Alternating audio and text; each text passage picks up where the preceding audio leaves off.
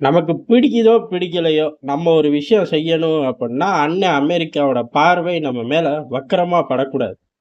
ஓ, இன்னைக்கு திங்கக்கிழமையா அப்படிங்கிற மாதிரி அமெரிக்கா கடந்து போயிடணும். அப்படி இல்லாட்டி திங்கக்கிழமை உங்க வீட்டுக்கு சாப்பிட நான் வரனே அப்படின்னு சொல்லி வந்துடணும் நம்ம கூட.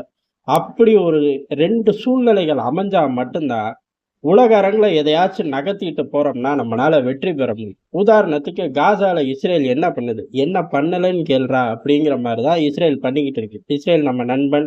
அதே சமயம் காசால மக்கள்கள் அப்பாவி மக்கள்கள் கொல்லப்படுறார்கள். இந்த மாதிரி மாத்தி மாத்தி ஸ்டாண்ட் எடுக்க வேண்டிய கட்டாயத்துல இந்தியா நின்னாலும் யாராச்சும் ஒருத்தன் ஒரு சைடு எடுப்பான்ல. அப்படி ஒரு சைடு எடுக்கக்கூடிய ஆட்கள் அப்படின்னு இஸ்ரேல் யுத்தத்துல காசா யுத்தத்துல பார்த்தோம் அப்படின்னா இஸ்ரேலுக்கு ஆதரவான கூட்டம் அப்படின்னு ஒரு சைடு வலுவா நிக்கும். இன்னொரு சைடு காசாவுக்கு ஆதரவான கூட்டம் அப்படின்னு சொல்ல முடியாது. ஒரே ஒரு நாடு அப்படின்னு ஈரானை மட்டும் சொல்லலாம். மற்றபடி உலகத்தோட ஸ்டாண்ட் அங்க எப்படி இருக்கு? ஒண்ணுமே இல்லைங்கிறது. எல்லாரும் உக்ரைன் யுத்தத்தை நோக்கி தான் ஃபோக்கஸ் இருப்போம். காசா யுத்தத்துல அப்டேட்ஸ் மட்டும் பார்ப்போம். ஆனா உலக தலைவர்கள் அதை பத்தி சிந்திக்கிறார்களா? உலக நாடு சிந்திக்குதா? முக்கியமா ஐநா பையன் அதை பத்தி பேசுறானா அப்படின்னு கேட்டா பேசிக்கிட்டே இருப்பான். ஆனா வேலை ஒன்றும் செய்ய மாட்டான் அப்படிங்கிற மாதிரிதான். இந்த மாதிரி ஒரு ஆப்ரேஷன், அதாவது ராணுவ ரீதியான காய்கள் நகர்த்துறோம் அப்படின்னா அமெரிக்காவோட பார்வை இப்படி இருந்தா ஈஸி. அதே சமயம் அமெரிக்காவோட பார்வையை இப்படி வாங்கணும் அப்படின்னு துணிஞ்சோம்னா நாட்டுல இருந்து என்னத்தையாச்சும் தூக்கிட்டு போயிருவா.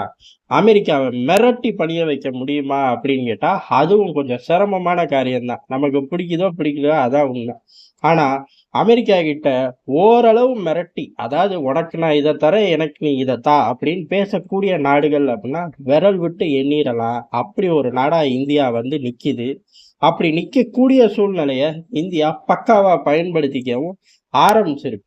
எந்த நேரத்திலும் ஜம்மு காஷ்மீர் ஆக்கிரமிப்பு, ஜம்மு காஷ்மீரை மீட்க சொல்லி இந்திய ராணுவத்துக்கு இந்திய அரசாங்கம் உத்தரவிடும் அப்படிங்கிற ஒரு சூழ்நிலை நிலவுது. அதே சமயம் உலக அரங்குல இப்படி ஒரு சூழ்நிலையை இந்தியா உருவாக்கிக்கிட்டு இருக்கு. உதாரணமா இப்ப இந்த சம பிராந்தியத்துல அமெரிக்கா என்ன பண்ணுது அப்படிங்கிறதா. அமெரிக்காவுக்கு தேவை சீனாவை அடக்கணும். சீனாவை அடக்கிறதுக்கு பல ட்ரிகர் பாயிண்ட்டுகளை அமெரிக்கா உருவாக்கி வச்சுட்டு வெயிட் பண்ணுது. ஒரு பக்காவான சூழ்நிலை ட்ரிகர் ஆகும்போது அமெரிக்கா அதை விடவே விடாது. சீனாவை ஒழிச்சே தீரும். சீனா அணு ஆயுதம் கொண்ட நாடு, அமெரிக்கா பாண்டுகளை அதிகமா கையில வச்சிருக்கக்கூடிய நாடு. இந்த கதைக்கெல்லாம் வேலையே வராது. ப்ராப்பரான ஒரு ட்ரிகரு அழுத்தினதுக்கு அப்புறம் ஒன்றுமே எந்த பயலாலையும் செய்ய முடியாதுங்கிற லெவலுக்கு சீனாவை கொண்டு போய் அமெரிக்கா நிறுத்திடும். அப்படி பல ட்ரிகர்களை உருவாக்கி வச்சிருக்கு. உதாரணத்துக்கு இந்திய எல்லைகள்ல ட்ரிகரே கிடையாது, போய் திபெத் பிரச்சனையில வை அப்படின்னு சொல்லி அமெரிக்காவோட ஒட்டுமொத்த ஃபோக்கஸையும் அங்கிட்டு மாத்திட்டோம். இந்திய எல்லைகள்ல அமெரிக்காவில் ட்ரிகர் வைக்க முடியல. அந்த அளவு ஸ்ட்ராங்கா நின்று காய் நகர்த்தினோம். திபெத்து அதே மாதிரி தைவான் அப்படின்னு சொல்லி தென் சீன கடல் முழுவதும் ட்ரிகர் பாயிண்ட் தான். எல்லாத்தையும் அமெரிக்கா வச்சு ரெடியா இருக்கக்கூடிய காலகட்டத்துல அமெரிக்கா பங்களாதேஷ்ல ஒரு பேஸை உருவாக்க பார்த்துச்சு. அதுக்கு ஷேக் ஹசீனா முட்டுக்கட்டை போட்டார்கள். ஷேக் ஹசீனாவை தூக்கி போட்டுட்டு புதிய இடைக்கால அரசாங்கம்னு அந்த கருமத்தை சொல்லி தொலைக்க முடியாது. இடைக்கால ஒரு கூட்டம் அப்படின்னு சொல்லலாம். தனிநபர்னு சொன்னாலும் அங்க உள்ள மாணவர் அமைப்பு அது இதுன்னு ஏகப்பட்ட அமைப்பு ஒரு கூட்டணி அமைச்சு ஒரு கூட்டமா தான் உட்கார்ந்து வழி நடத்துறாங்க. ஒரு அரசாங்க மென்டாலிட்டியே இன்னும் அந்த பயபிள்ளைகளுக்கு வரவே இல்லை சீட்ல உட்கார்ந்த பாட்டு. அதனால அந்த தனிப்பட்ட ஒரு கூட்டம் நடத்தக்கூடிய பங்களாதேஷ் ஆட்சியில இருந்து ஈஸியா அமெரிக்காவால ஒரு பேஸை கரெக்ட் பண்ண முடியும். அப்படி அமெரிக்கா பேஸை கரெக்ட் பண்ணக்கூடிய காலகட்டம் சூழ்நிலையில உட்கார்ந்துருக்கு. நாளைக்கே பண்ணுமா நாளானிக்கே பண்ணுமான்னு இங்க கேள்வி கிடையாது. இப்படி ஒரு வலுவான ட்ரிகரை சீனாவை சுத்தி அமைச்சிட்டு உட்கார்ந்துருக்க அமெரிக்காவுக்கு அடிஷ்னல் இன்சென்டிவ் மாதிரி பங்களாதேஷ்ல பிரச்சனை கிளம்பல. பிரச்சனையை கிளப்புனதே அண்ணன் தான். அண்ணன் கிளப்பி அங்க ஒரு பேஸுக்கும் தயாராயிட்டார். அங்க ஒரு பேஸ் உருவாக்குனா ஆட்டோமேட்டிக்கா சீனாவுக்கு அது மிகப்பெரிய இடஞ்சலா வரும். அதே மாதிரி அமெரிக்காவை பக்கத்திலே உட்கார வச்சு வேலை பார்க்க முடியுமா? என்னதான் நம்ம கம்பெனிக்கு மேனேஜரா இருந்தாலும் ஓனரை பக்கத்துல உட்கார வச்சு வேலை பார்க்க முடியாது. அந்த மாதிரி ஒரு சூழ்நிலை இந்தியாவுக்கு உருவாயிரும். இந்தியா இப்ப எப்படி பிளே பண்ணுதுன்னா அமெரிக்கா இப்படி ட்ரிகர் பாயிண்ட்டுகளை வளர்த்து தன்னோட காடை இறக்குறதுக்கு தயாரா இருக்கக்கூடிய நேரத்துல தான் இந்தியா தன்னோட காடையே போட்டு என்ன அப்படின்னா ஜம்மு காஷ்மீரை மீட்க போறோம் அப்படின்னு. இப்படி ஆக்கிரமிப்பு ஜம்மு காஷ்மீரை மீட்க போறாங்க அப்படின்னு சொன்ன உடனே அமெரிக்கா ஏதாச்சும் சித்து விளையாடு. காரணம் அவ்வளவு சுலபமா ஒரு நாட்டை ஒரு டார்கெட்டை அச்சீவ் பண்ண விடக்கூடிய நல்ல பய அமெரிக்கா கிடையாது. அதனால கூடவே அடுத்த கடை இந்தியா இறக்குது.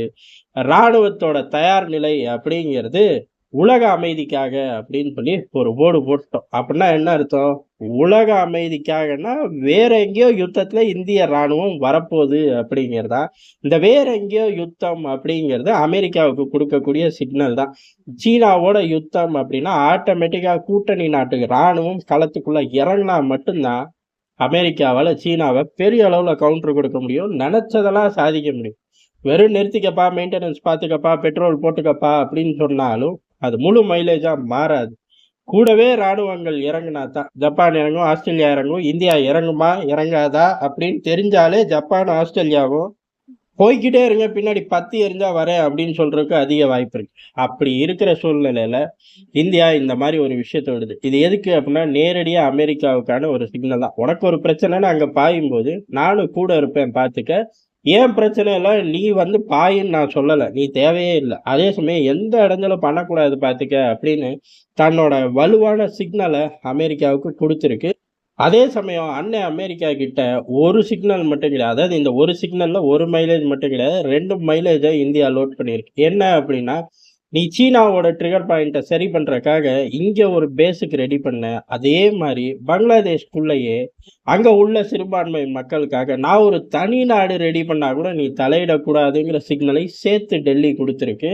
இது அமெரிக்காவுக்கே தூக்கி வாரி போட்டிருக்கு. ஏன் அப்படின்னா இப்ப அங்க சமீப காலங்கள்ல, அதாவது இந்த புது கூட்டம் பங்களாதேஷ்ல உட்கார்ந்த ஆட்சிகள் நகரும் போது பங்களாதேஷ்குள்ள உள்ள நிலைமை அப்படிங்கிறது 2 முக்கியமான சம்பவம் நடந்திருக்கு. ஒண்ணு என்ன அப்படின்னா அமெரிக்கா சார்ந்து, இன்னொன்னு இந்தியா சார்ந்து. இந்த அமெரிக்கா சார்ந்து அப்படிங்கிறது அமெரிக்கா எந்த தீவுல குறிவைக்குதோ, அங்க தன்னோட ராணுவ முகாம் வரணும் அப்படின்னு ஆசைப்படுதோ, அந்த தீவுகளுக்கு ஸ்பெஷல் பர்மிஷன் வாங்கிட்டு போடா அப்படின்ட்டாங்க. அன்னமும் அங்க சுற்றுலா அப்படியே பிச்சு எரியிற மாதிரியும், போகும்போது டிராஃபிக் வர மாதிரியும், அங்க வர டூரிஸ்டுகளுக்கு ஆபத்து வர மாதிரியும் ஸ்பெஷல் பர்மிஷன் வாங்கிட்டு உள்ள போ அப்படின்னு சொல்லி பங்களாதேஷ்ல பெரிய புரட்சி போராட்டம், மக்களோட வாழ்வாதாரம், மக்களோட சுதந்திரம் அப்படின்னு பேசிக்கிட்டு பங்களாதேஷை கைப்பற்றின கூட்டம் சொந்த நாட்டு பகுதிக்குள்ள இவ்வளவு காலம் ஃப்ரீயா போய்கிட்டு வந்த பகுதிக்குள்ள, சொல்லப்போனா ஒரு மேல அந்த பக்கம் பெருசா எட்டி பார்க்காத பகுதிக்கு, எந்த ஒரு முக்கியத்துவமும் இல்லாத பகுதி, அதாவது அங்க ஏதாச்சும் ஒரு ஸ்ட்ராட்டஜிக் லொகேஷன் பங்களாதேஷ்க்கு அப்படின்னு சொன்னா ராணுவம் சம்பந்தம் அப்படிலாம் ஒன்றும் கிடையாது. சரி, டூரிஸ்டுகள் வரார்கள், அவர்களை பாதுகாக்கணும் அப்படிங்கிறதுக்கும் கிடையாது. சரி, உள்ளூர் கூட்டமே பெரிய அளவு டூரிஸ்டா போகுது, போக்குவரத்து பிரச்சனை, பாதுகாப்பு பிரச்சனை, இந்த மாதிரி விஷயங்கள் தான் இந்த 3 ஜோன்லயும் வராத ஒரு இடத்துக்கு சொந்த நாட்டு மக்களை அனுமதி வாங்கிட்டு போ அப்படின்னு சொல்றது மூலியமா தெளிவா அந்த லேண்டை டிஸ்கண்டினியூ பண்றார்கள் பங்களாதேஷ் மெயின்லேண்ட்ல இருந்து. இது யாருக்காக அப்படின்னா அமெரிக்காவுக்காக. இதே காலகட்டத்துல பெரிய அளவுல அங்க சிறுபான்மை மக்கள் அப்படின்னு பங்களாதேஷ்ல இருக்கக்கூடிய ஒரு ஜோன், லென்த்தியான ஒரு ஜோன் தான், நிலப்பரப்பு கணிசமான நிலப்பரப்பு தான். மாகாணங்களா கால்குலேட் பண்ணா கூட 10ல இருந்து 15 மாகாணங்கள் சற்று விரிவடையும் அப்படின்னு சொல்லப்படுது. அங்க உள்ள சிறுபான்மை மக்கள் இதை ஒரு தனி நாடா அறிவிக்கணும் அப்படின்னு சொல்லி ஒரு போராட்டத்தை அறிவிச்சு போராட்டத்தை எடுத்து செல்ல ஆரம்பிச்சிருக்காங்க. மெல்ல 2 பக்கமும் பத்திக்குது. அமெரிக்காவுக்கு தேவையான ஒரு விஷயத்தையும் அமெரிக்கா செய்ய ஆரம்பிக்குது. அமெரிக்காவே எதிர்பார்க்காத ஒரு விஷயத்த இந்தியாவும் உள்ளுக்குள்ள கொண்டு வருது. இப்ப உலக யுத்தத்துக்கு தயாராகுங்கள் அப்படின்னு சொல்றது மூலியமா அமெரிக்கா இந்த 2 விஷயத்துலயும் சைலண்டா இருந்தா மட்டும்தான் சீனாவை நோக்கி அமெரிக்கா போகும்போது இந்தியா கூட வரும், பின்னாடி வரும், இல்ல முன்னாடி கூட வரலாம். என்ன வேணாலும் செய்வோம், ஆனா உருப்படியா செய்வோம். ஆனா அமெரிக்கா இந்த 2 விவகாரங்கள்ல ஏதாச்சும் சித்து விளையாட்டை காட்டுச்சு அப்படின்னா பங்களாதேஷ்ல பேஸ் கிடைக்கிறதே பெரிய விஷயமா போயிடும். அப்புறம் எங்கிட்டு சீனாவை போய் தட்டுறது. வழக்கம் போல ட்ரிகர் பாயிண்ட்டுகளை உருவாக்கி வச்சுக்கிட்டு உட்கார வேண்டியதுதான் அடுத்த 4 வருஷத்துக்கு வர புதிய அதிபர். அந்த மாதிரி நிலைமை ஆயிப்போயிரும் தம்பி அப்படின்னு சொல்லி டெல்லி ஒரு ஸ்ட்ராங்கான சிக்னல். இவ்வளவு பெரிய ஒரு ஸ்ட்ராங்கான சிக்னலை அமெரிக்காவுக்கே இந்தியா தரும் அப்படின்னு உலகத்துல எந்த தலைவர்களும் ஒரு 15 வருஷத்துக்கு முன்னாடி சொல்லியிருந்தோம் அப்படின்னா நம்பியிருக்க மாட்டார்கள். ஆனா நிலைமை தலைகீழ மாறி போச்சு. இந்தியாவோட ராஜதந்திர விளையாட்டுகள் உலக அரங்குல பாடமாவே மாற ஆரம்பிச்சிருக்கு. அதனால இதெல்லாம் ரொம்ப பெரிய விஷயம் கிடையாது. ஆனா இத சாதிச்சு கொடிய பறக்க விடும்போது இது ஒரு மிகப்பெரிய விஷயமா மாறுங்கிறது யதார்த்தமான உண்மை.